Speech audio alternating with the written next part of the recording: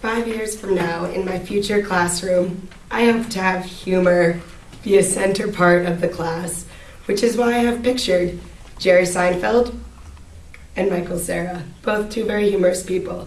I just want the humor in my classroom so my students feel comfortable.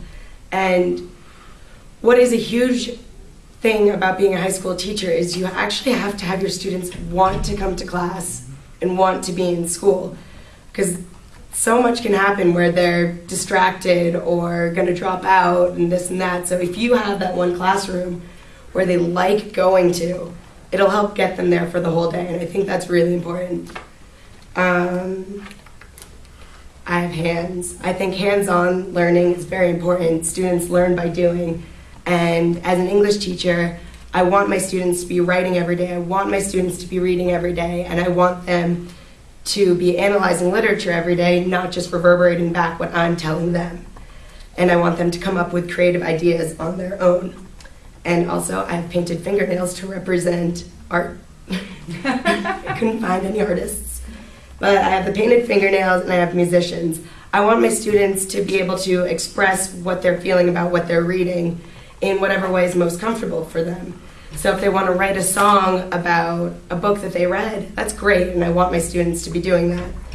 And I want them to be expressing their strengths, because all my students will have personal strengths, and if they get to do what they like to do, they'll have more fun in the class as well as learning.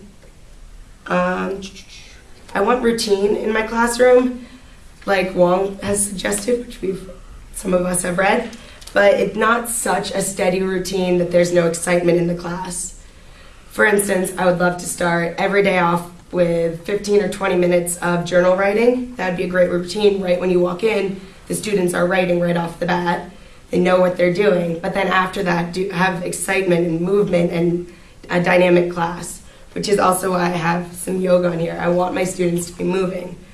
And we were talking about this last class, and it made me think a little bit more about how many teenagers and young adults now are overweight and unhealthy. And the classes where the kinesthetic learners are moving and everyone's moving, is that going to help their health overall? I think it will. And I think it's very important both for students' health and focus to be moving in the classroom.